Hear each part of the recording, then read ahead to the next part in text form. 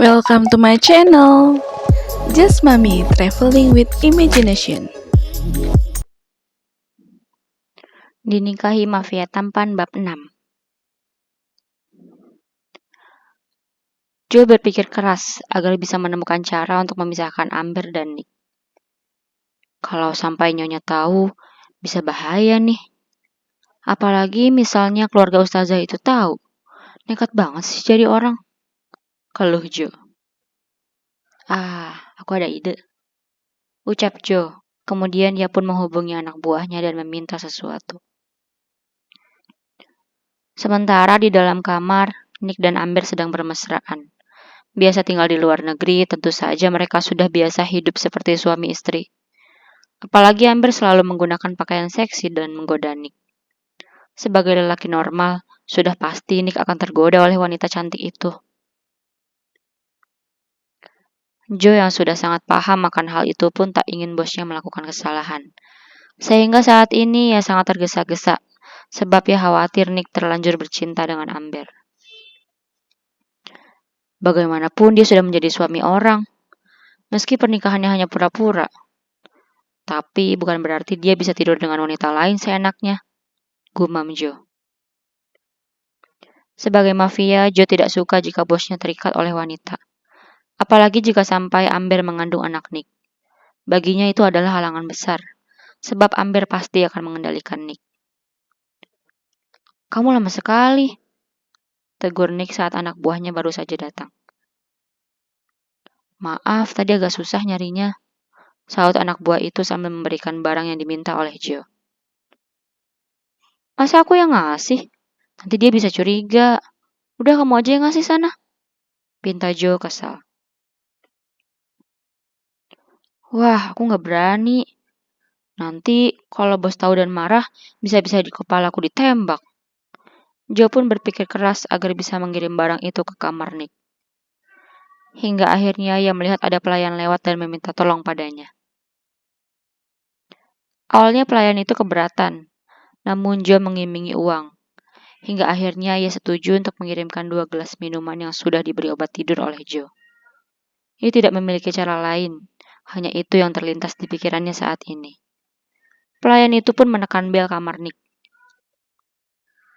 Ting tong. Nick yang sedang bermesraan dengan Amber pun merasa terganggu. Sial, siapa yang berani ganggu aku? Keluh Nick. Amber pun terlihat merengut. Ia paling kesal jika ada yang mengganggu saat sedang berduaan dengan Nick.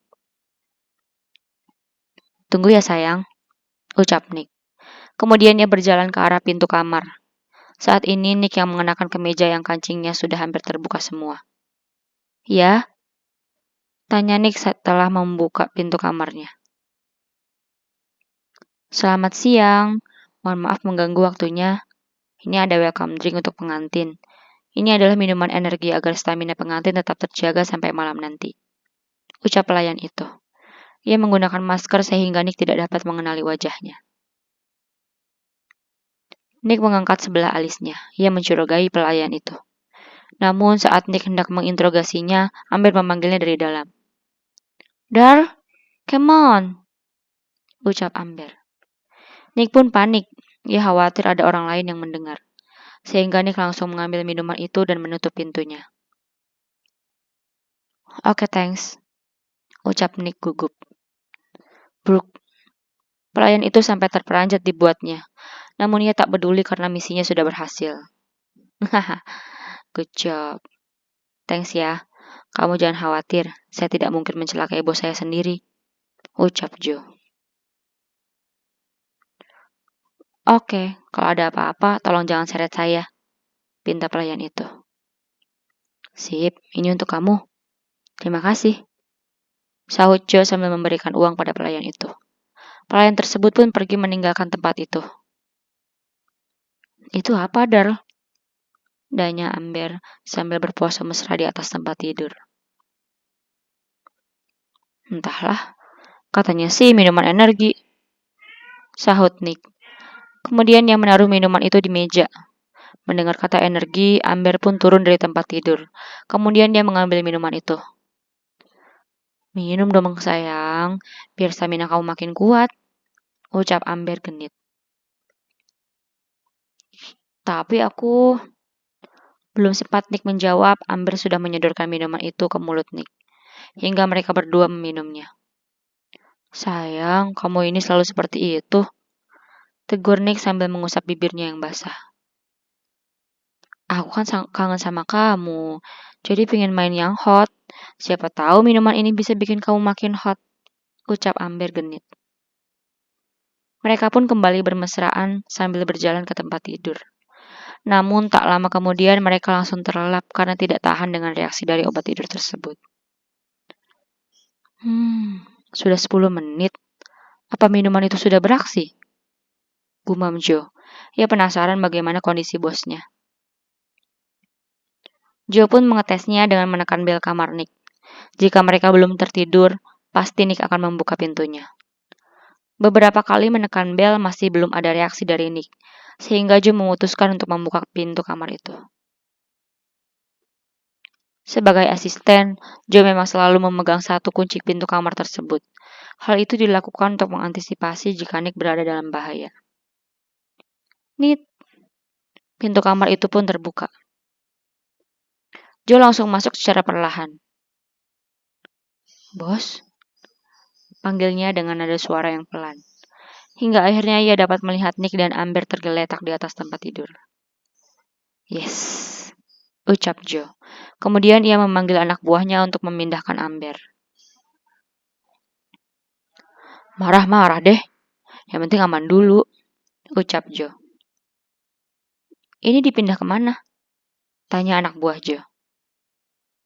Pindahin ke kamar kalian aja, jawab Joe tanpa dosa. Mereka pun terkesiap.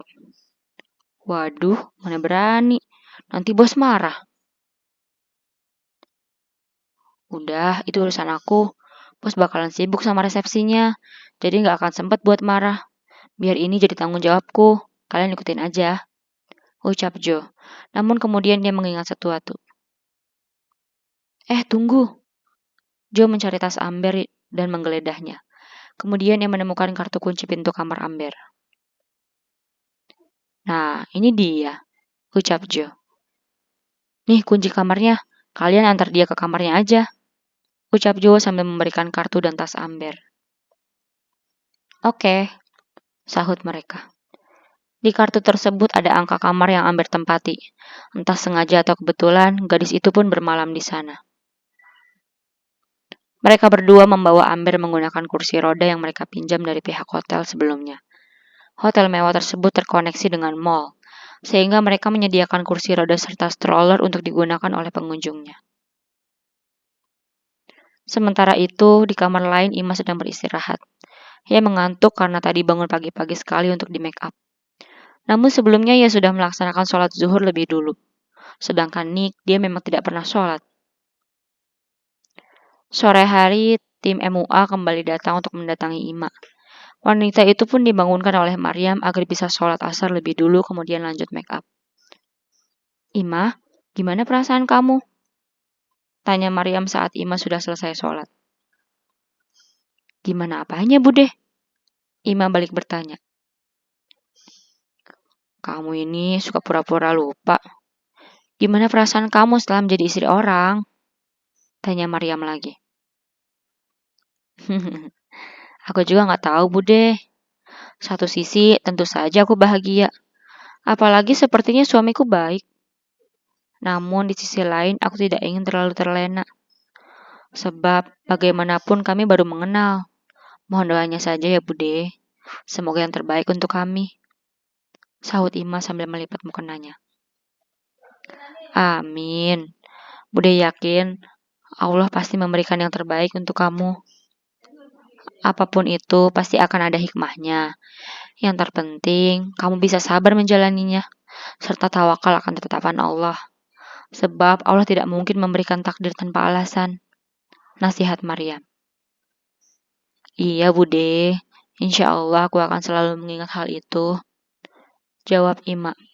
Kemudian Maryam pun mengajak MUA masuk ke kamar Ima dan mereka lanjut mendandani Ima. Acara resepsi nanti diadakan ba'da Isya, sehingga Ima mengambil wudhu lebih dulu sebelum didandani. Meski tidak nyaman dengan resepsi yang besar, namun Imam menghargai mertua dan suaminya yang memiliki banyak kolega itu. Ingin mengadakan resepsi secara syar'i pun cukup sulit untuk diterima oleh mereka. Sehingga Imam mengalah, namun ia tetap berhati-hati dengan menggunakan sarung tangan dan gaun pengantin yang tidak membentuk lekuk tubuhnya. Gaun yang terlihat begitu sederhana, tentu itu bukan selera Nick. Sebab Nick lebih suka pamer jika memiliki wanita yang cantik dan seksi yang membuatnya bangga itu. Sementara itu, Joe sedang bersusah payah membangunkan Nick. Duh, gimana ini? Sepertinya aku memberinya terlalu banyak obat tidur, gumam Joe. Ia sangat khawatir Nick tidak bisa bangun saat acara resepsinya berlangsung nanti. Bos, bangun bos, ucap Joe sambil mengguncang tubuh Nick. Saat Joe sedang panik, tiba-tiba Rose datang ke kamar Nick. Nick, apa kamu sudah siap? Tanya Rose sambil berjalan. Kemudian ia sangat syok saat melihat anaknya masih terlelap. Astaga Nick, bisa-bisanya dia tidur. Sementara resepsinya akan berlangsung 1 jam lagi. Rose pun kesal dibuatnya. Bersambung.